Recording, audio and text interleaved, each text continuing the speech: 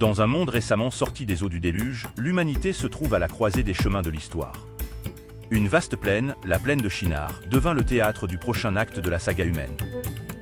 Mais comment en sommes-nous arrivés là? Notre histoire commence avec la lignée de Noé, l'homme juste qui a navigué sur les eaux tumultueuses pour donner une seconde chance à l'humanité. Dans Cham et Japheth, les trois fils de Noé devinrent les piliers sur lesquels le nouveau monde serait construit. D'eux descendent les peuples et les nations, répartis sur des terres vastes et diverses.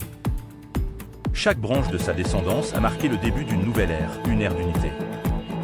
Mais parmi ses descendants, on se démarquerait un puissant guerrier, un bâtisseur de villes, un leader parmi les hommes Nimrod. Nimrod, le premier puissant guerrier sur Terre, chassait non seulement les bêtes, mais aussi les rêves et les ambitions. Sous son règne, des villes surgirent, dont Babel, dans la plaine de Shinar. C'était un monde unifié, sans frontières linguistiques ou culturelles, une humanité avec un seul but. Mais qu'est-ce qui pousse l'humanité à construire une tour qui atteint les cieux? Quel était le véritable désir derrière cette ambition monumentale? La réponse nous amène au cœur de ce que signifie être humain. La recherche de sens, de transcendance, de laisser une marque indélébile dans la trame du temps. Mais cette unité était-elle la fin de l'histoire, ou simplement le début d'un voyage bien plus riche et complexe? Rejoignez-nous pour percer le mystère de la diversité humaine, un héritage qui a commencé dans la plaine de Shinar et s'est répandu à travers le monde, tissant l'histoire de qui nous sommes aujourd'hui. Dans la vaste plaine de Shinar, un projet sans précédent se dessinait. Des hommes et des femmes, unis par un objectif commun, commencèrent à construire une ville et une tour qui toucherait le ciel. C'était l'expression d'une ambition sans limite, une tentative d'atteindre le divin, un monument à l'humanité elle-même. En utilisant des briques cuites comme pierre et du bitume comme mortier, ils ont non seulement construit une structure physique, mais ont également tissé le rêve d'une identité collective qui défierait le temps et l'espace.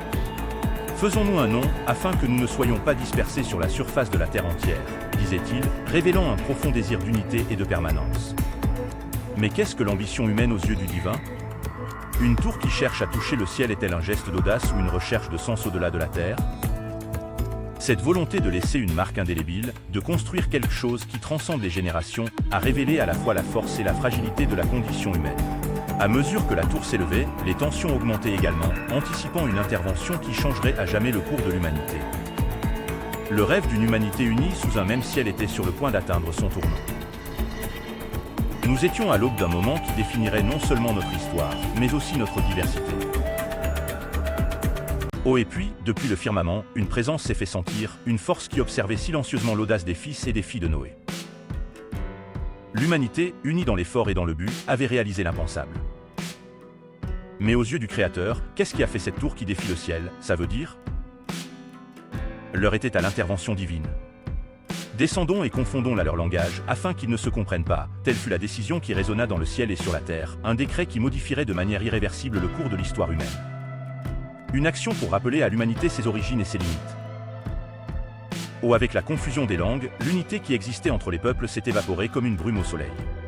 La tour, symbole de leurs ambitions communes, est restée inachevée, monument de leur audace et de leur fierté. La communication, autrefois fluide et fédératrice, est désormais devenue un enchevêtrement de malentendus.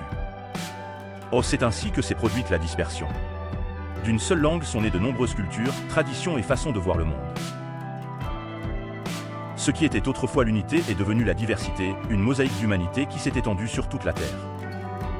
Intervention divine, même si cela semblait être un obstacle, était en réalité un cadeau, le cadeau de la diversité.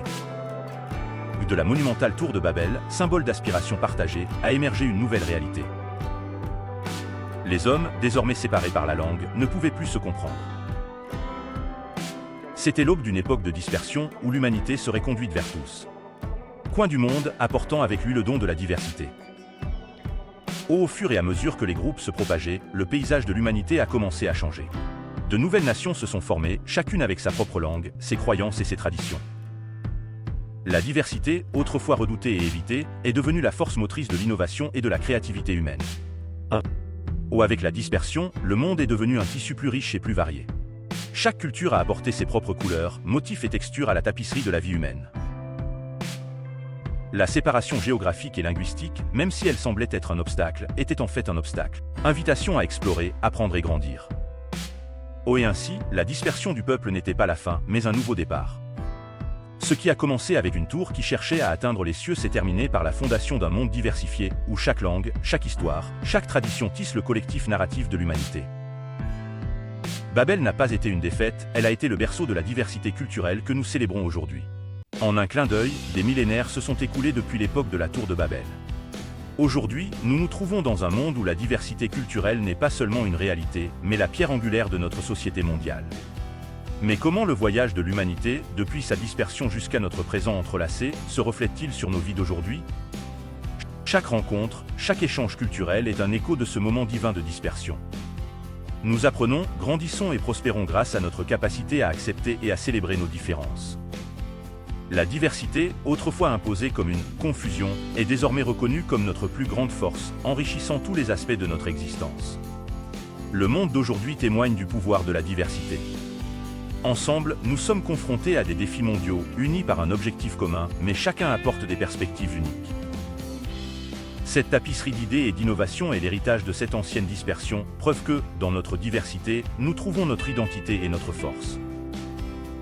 L'histoire de la tour de Babel n'est pas seulement un rappel de nos origines, mais une invitation à la réflexion. Dans ce monde interconnecté, la diversité culturelle est la clé pour relever les défis futurs.